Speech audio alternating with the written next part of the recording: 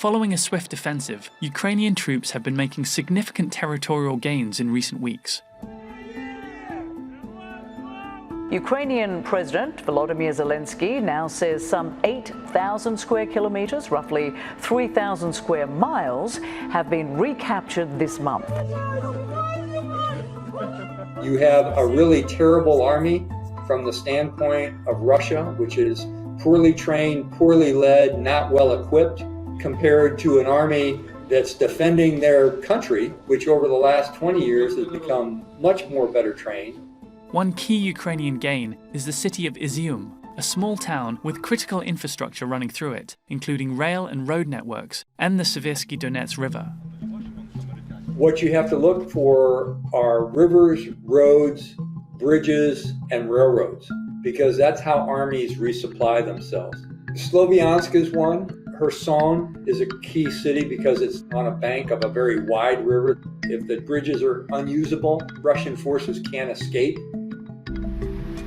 There's an old military expression about tempo, and it doesn't necessarily mean you always go fast. It's deciding when to go fast and when to go slower. 4 days is about the mark where you better take a pause because your supplies aren't keeping up, your soldiers are exhausted, your commanders are without sleep and making decisions that are a little bit skewed.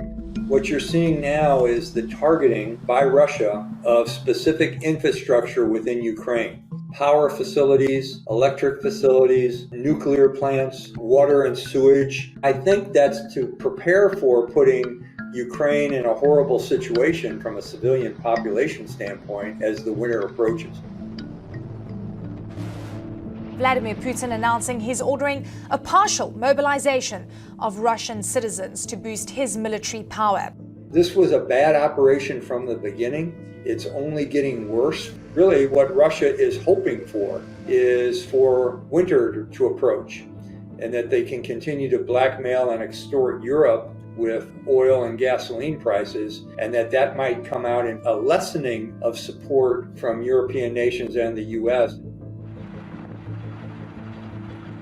There have already been reports of large ammo caches where there's weapons dumps that Russian soldiers have just left. The Russian leaders have, in many cases, already left their troops behind. This campaign started in February when it was very cold. These are the same troops that have been living off the land, not receiving food or water or fuel or ammunition, not being cared for by their leaders. Depending on the unit that you're in as a Russian soldier, you've seen your buddies killed in a very large number. It's still going to be a challenge for Ukraine to retake all their territory, to include the Donbass, the Donetsk and Luhansk area. Some people that I respect, they're saying that Ukraine will regain all their territory before the end of this year. I think they have the potential of doing that, but as a soldier, you always have to remember that the enemy gets a vote.